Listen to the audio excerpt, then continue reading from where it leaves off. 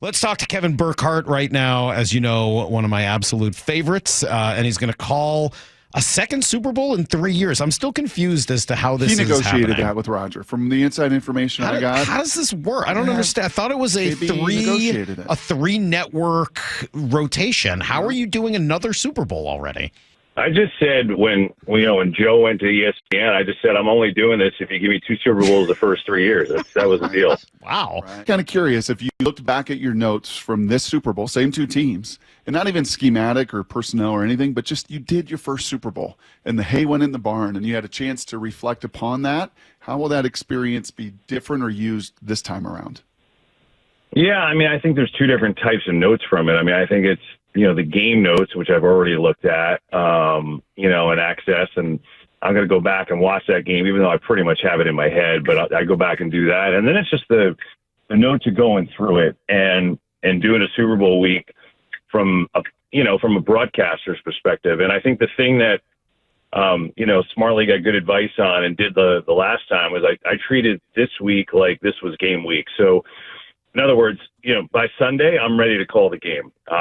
And I did that the last time. I'm glad I did it because the week of, it's just crazy. There's so much going on.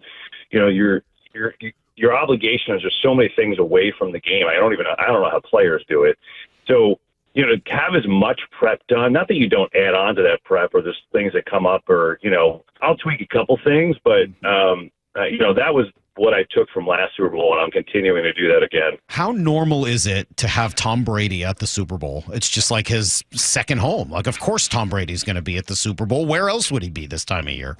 Look, I think the cool thing is, he's the only one in history that can understand and relate to what Patrick Mahomes is trying to do. I think that's the really amazing thing about being next to him next Sunday is that, who else can really be in those shoes and explain not only what he's feeling, what he's trying to do, what, the whole process is like. So I'm just excited for that, and look, I think the whole year has been building up to this. Obviously there's a lot of eyes on Tom, everything he does because he's Tom Brady, but the whole process has been super fun to be with him. And especially in these playoffs, I think he's really shined. And so I expect the same. I think Super Bowl is going to be great watching him, watch a guy who's trying to chase after all of his records. Mm-hmm. You guys have been on, obviously, the NFC side of this thing. We'll get to Mahomes in just a second. Anything jump out to you as up close and personal as you've been with Philadelphia the last few weeks? And obviously a Super Bowl rematch from the game you did just a couple years ago? Yeah, I think they're a lot better this year than they were 2 years ago. I just think they're a more complete team, really, in every aspect of it. And the reality is when they play the game that they want to play, and that is, no turnovers, and you could say that about a lot of teams, but reality, when they don't turn over, they don't lose. And then Jalen Hurts getting rid of the ball, on time. It seems like, when he holds the ball and creates, then he gets into trouble. The Rams sacked him 7 times a couple weeks ago.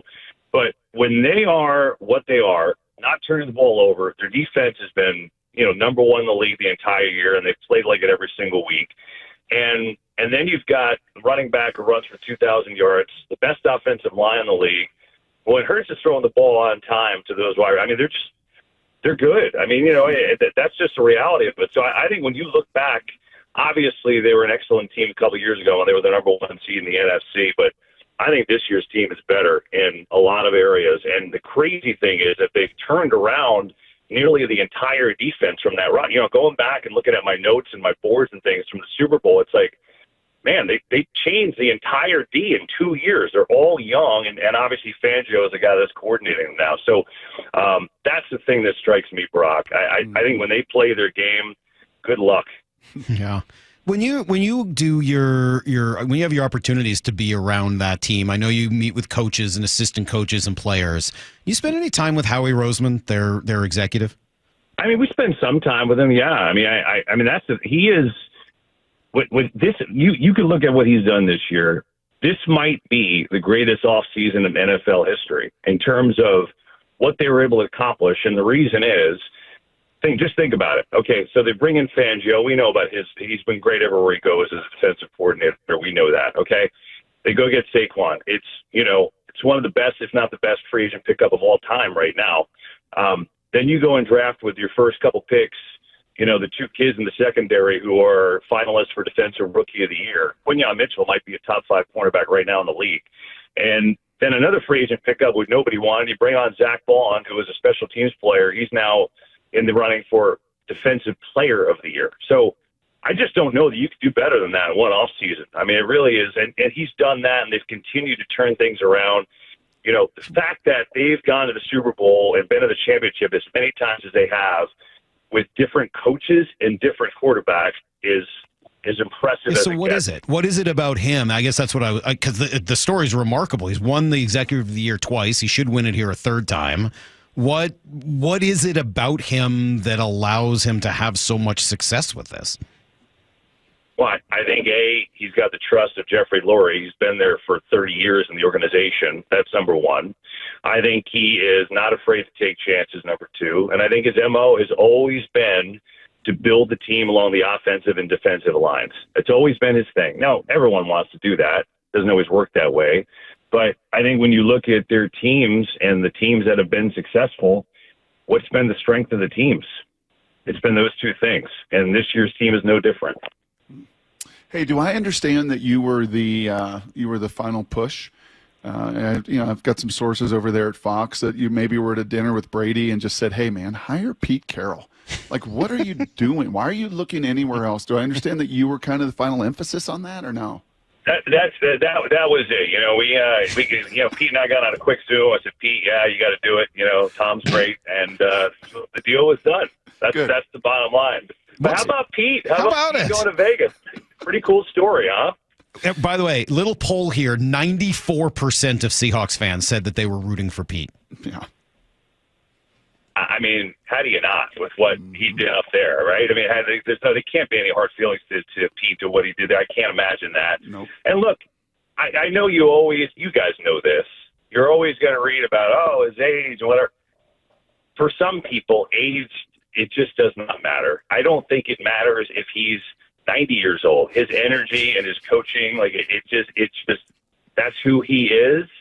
So I have no care in the world about how old Pete Carroll is. I think he's going to go in, and I think for an organization that needs a reboot and needs probably a total transformation of feeling in the organization, who better to bring spirit and life and leadership into a building than him? So I think the only thing is age. If you take out that question mark, show me another one with an organization that's trying to kind of build something. Who plays quarterback for Pete Carroll next year? I'm going to give you 4 choices. A, Russell Wilson. B, Geno Smith. C, Shedeur Sanders. D, Tom Brady. D, the field.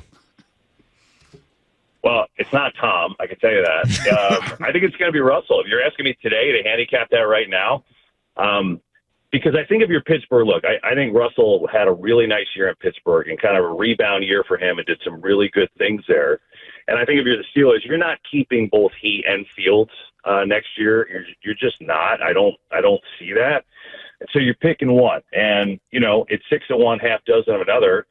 I just think it makes total sense. I do. And, I think for him to reunite there, to go to Pete after kind of a revival of his career, I think that just makes a lot. Again, I think for the Raiders, it's just about, putting them back on the map to respectability right now, right? I mean, of course they want to win, but you got to start with put some building blocks in play. And I don't think every building block has to be 21 years old. So I think that just makes too much sense not to happen, but I guess we'll see. All right, last thing for you here. Since you're getting ready to call Eagles-Chiefs Part 2, I've got to take you back 2 years, and I've got to play you. Mahomes, pressure, lofting one, end zone incomplete. Juju Smith-Schuster couldn't catch up. There's a flag at the 10. Hang on, there's a penalty. All right, 2 years later, how do we feel about that call on Bradbury? Well, it was brutal. I mean, I think it was. Did he hold him? Yeah, I think he did. And did it affect that play? Was he going to score a touchdown? Or I don't know. I'm not so sure about that. I'm not sure that it But I think the bummer of it is, like, at that time, and why I say it's brutal is because it was an all-time game. It was 35 all. Like, it was like no team could stop each other. You know, Hurts and Mahomes were putting on a show. It was an incredible game. And I think we just wanted to see the end of it. Like we just wanted to, you know, just let us see the finish. Let us see Hurts have a chance, whether he didn't do it or did it. I just wanted to see the end of it, you know? So I think that's why I say it was brutal. It's just because the game was amazing. And then it's like, come on, man, you can't do that to end the game. So, you know, I hope we get the same thing without a call at the end. Let's just see it to the finish. Maybe get a little overtime, a little drama. That's all I'm hoping for the rematch here. But I think it should be really fun, boys. We'll see.